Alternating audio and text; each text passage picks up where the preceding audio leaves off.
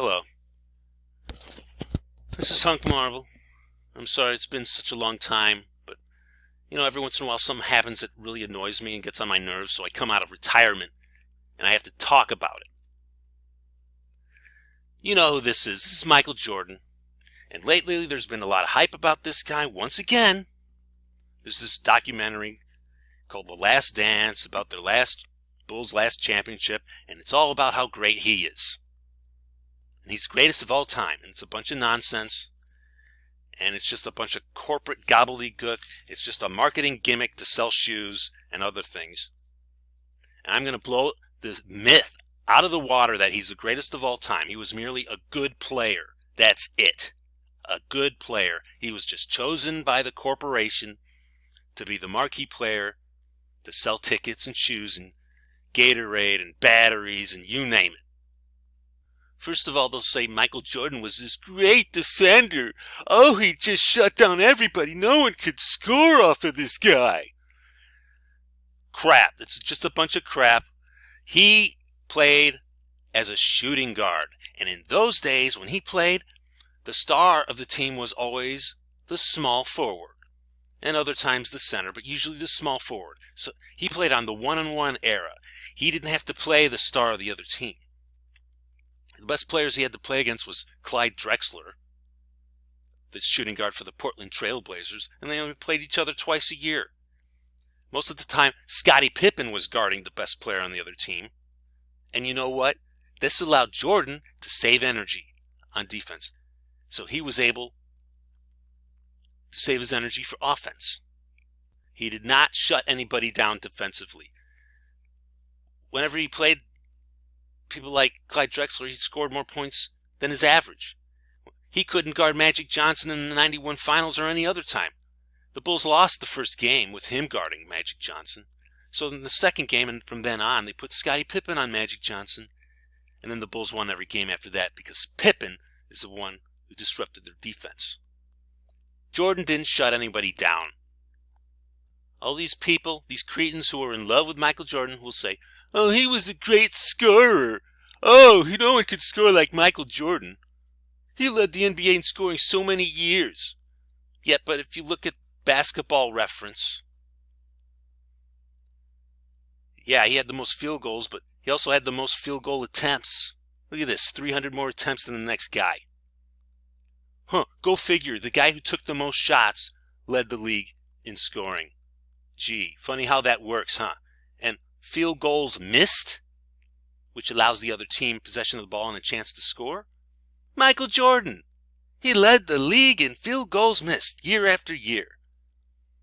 Ooh, what a scoring genius he was. He took the most shots. And Michael Jordan fans will also say, he won 6 rings. He won 6 rings. Oh, it's so amazing. He was 6 for 6 in the finals. Yeah, but he also failed to make the finals most of his seasons. And, Bill Russell of the Celtics had 11 rings. And Michael Jordan, he got his rings because he had Scottie Pippen and Horace Grant and Dennis Rodman during expansion years. When the team got weaker, the Bulls got stronger. He was on the best team. Magic Johnson would have had more than 6 rings if it weren't for Larry Bird and Dr. J. Larry Bird would have had close to 6 rings if it weren't for these two. Give me a break. And what sort of blows us out of the water is that Michael Jordan, he retired in 1994 to play baseball. And this is the 93 season. They won the championship, won 57 regular season games. But in the next season without Michael Jordan, they went down only 2 games. 57 to 55 games after losing the greatest player of all time. Scottie Pippen took over, and they still had Horace Grant, I believe. Yeah, they had Horace Grant's rebounding. So they went pretty far. They were one bad call away from the conference finals.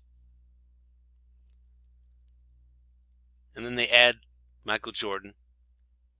And they failed in the semifinals to the Orlando Magic, which had Horace Grant on their team. So the Bulls lost the rebounding.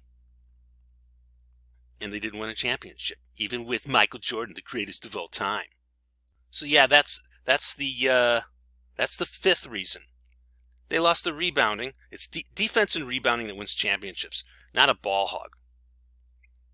And let me illustrate here why Michael Jordan will never, ever, ever be better than Larry Bird. All right? Here's the Boston Celtics, 78 season, 32 wins. They sucked. Here's the next season, still no Larry Bird, 29 wins. They sucked. Now, here's the first season with Larry Bird. 29 wins to 61 wins. And they lost to Dr. J and the Philadelphia 76ers in the playoffs. But they had Larry Bird and old Dave Cowens, Tiny Archibald, Pete Maravich over the hill, Cedric Maxwell. I think he was really young at that point, yeah. But then, the next year, pretty much the same record, but they won the championship, and it helped because they added Robert Parrish and Kevin McHale. But Larry Bird was a better shooter than Michael Jordan. He was a better rebounder than Michael Jordan, which means he's better on defense, because what better defense is there than rebounding? You're denying the other team the ball at all. If you're denying them possession of the ball, there's no better way to use defense against them. That's the best defense. The best defense is a rebound. And he was a better passer. Look at Larry Bird's highlight films, and he does it all. He does it all better than Jordan, except dunking the ball. Now let's look at Michael Jordan and the Bulls. Before Michael Jordan, they won 27 games. With him, he wins 38 games. So that's an improvement. But is that because of Michael Jordan? The greatest of all time. Compare this to Larry Bird. This ain't 61 wins. So let's go the next season, his second season. Oh, gee, still under 500. Huh. But in all fairness, he missed most of the season because of a broken foot. So let's look at his third season. Surely, by then they'll be above 500. Oh, still under 500. The greatest of all time couldn't even lift his team to 503 seasons. He had 3 seasons to lift them to 500, and he failed. Yet he's the greatest of all time. Let's see the next season, the fourth season. Oh my gosh, they're finally above 500. But look who they added to their roster. They added Scottie Pippen, the guy who guarded Magic Johnson and shut him down.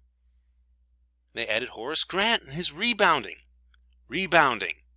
Defense, that's what wins championships. Not the guy who leads the league in missed shots. Here's reason number 7.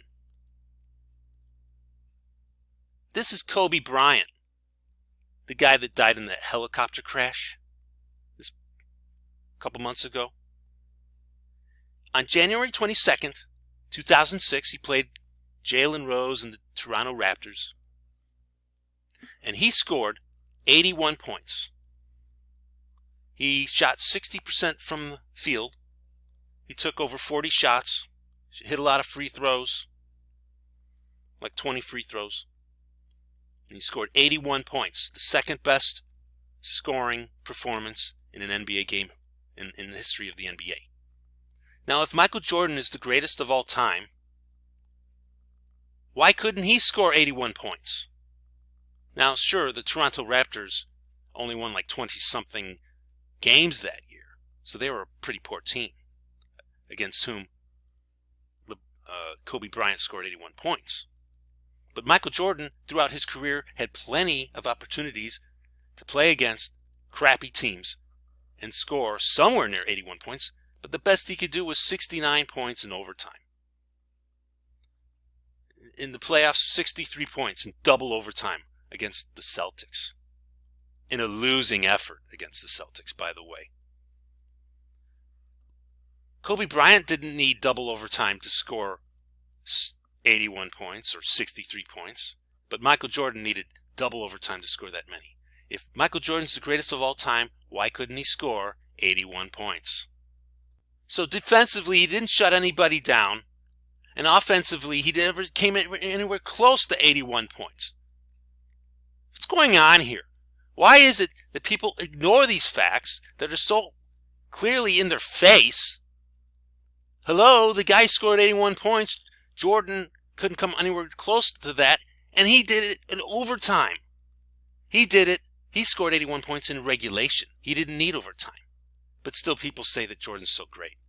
He didn't shut anybody down defensively, and he never scored anywhere near 81 points. Jordan needed double overtime to score 63 points. This little meme I found brings us to reason number 8. Referee favoritism. In the NBA, the referees were instructed to just blow on the whistle whenever Michael Jordan drove down the lane, put up a shot and missed. I remember, I watched the Bulls games. I live in Chicagoland. And it's unbelievable. Every time he drove down the lane and he would miss, they'd blow the whistle. I saw it. It was unbelievable. But this guy was able to get away with things other players couldn't do.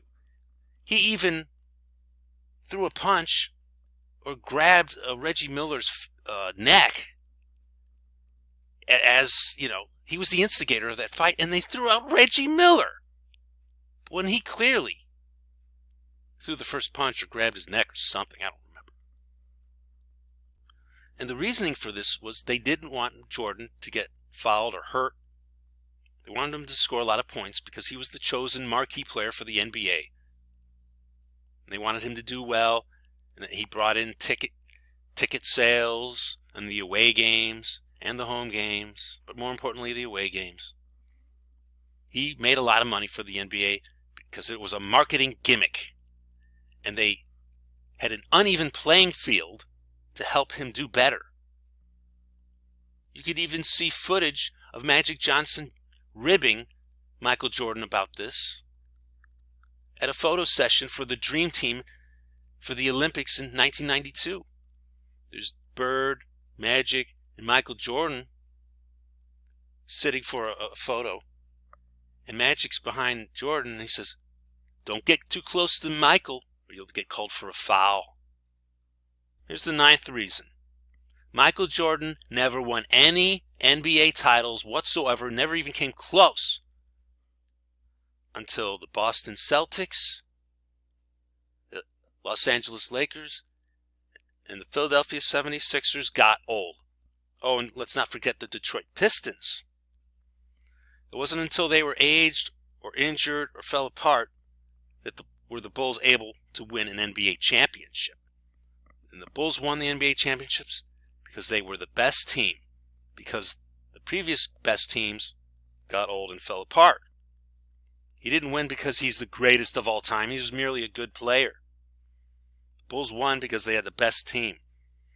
First they had Scottie Pippen and Horace Grant for defense and rebounding, and then during the expansion year, the Bulls actually got stronger. They replaced Horace Grant with Dennis Rodman from the Detroit Pistons. The Bulls got stronger. They got the best rebounder in the league, one of the best rebounders of all time, while everybody else got weaker, and the league was diluted. And in that era, they won a whole bunch of championships.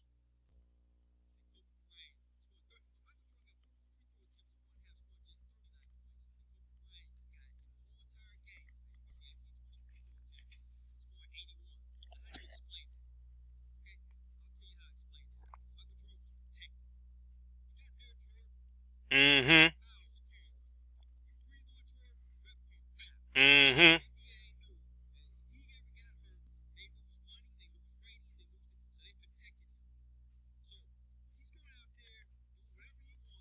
Then Kobe Bryant scoring 30. Michael Jordan got more free throw attempts in one half, scoring just 39 points, than Kobe Bryant got in a whole entire game. As you can see, 18-20 free throw attempts, scoring 81. Now, how do you explain that? Okay, I'll tell you how I explain that. Michael Jordan was protected. You got near. See, that's what happens to all you Jordan buffoons. See, that's what I do to you. Okay, you just get beat down. Yeah, I got to give kudos to this guy and his channel, Bumper Boy 2 Sports if you want further, more in-depth information of why Michael Jordan was merely good and not great, and certainly not the greatest of all time. I got a lot of my information from this fella. But anyway, Michael Jordan's greatness is largely just merely a marketing gimmick by the NBA to sell shoes, Gatorade, batteries. You have multiple corporations working together with the NBA to sell products and to make money. To this day, he's selling Fruit of the Loom underwear. It's just unbelievable. And Michael Jordan is also a douchebag. I mean, here's his first wife, Juanita. Now let's look at his second wife. Oh, look at this. Look at that. Look at that. Let's look at Scottie Pippen's wife. Oh dear. They're so loyal, aren't they? This is really great for the black community. For these rich, talented, famous, successful black men to just ignore them. I guess they're not good enough for them. That's really great for the black community. So progressive. Let's look at Horace Grant's wife. Oh dear. Look at that. Yeah, this is really great for black women in the black community. This is really helping the black community raise up to the level of economic parity with the rest of America. Having rich, successful black men marry women who are not black. It's really helping the black community and raise them up. So progressive. Yeah. Okay, well, here's Bill Cartwright. He was the center for the Bulls during the first 3 championships. Let's look at his wife. Oh dear. Yeah, this is really great for the black community. It's really preserving a sort of caste system where the lighter the skin, the more money you have, and the darker the skin, the more poverty you have.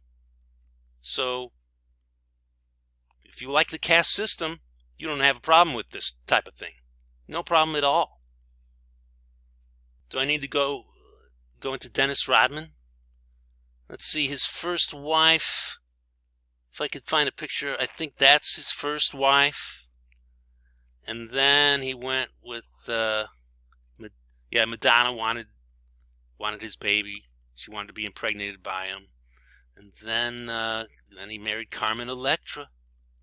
Yeah, this is really great for the black community, isn't it? Let's preserve that caste system to make sure that the darker the skin, the more poverty you have. See, black people need to listen to me, because I would preserve black people, and I would raise their economic levels. But they'd rather listen to, I don't know, they just want our women.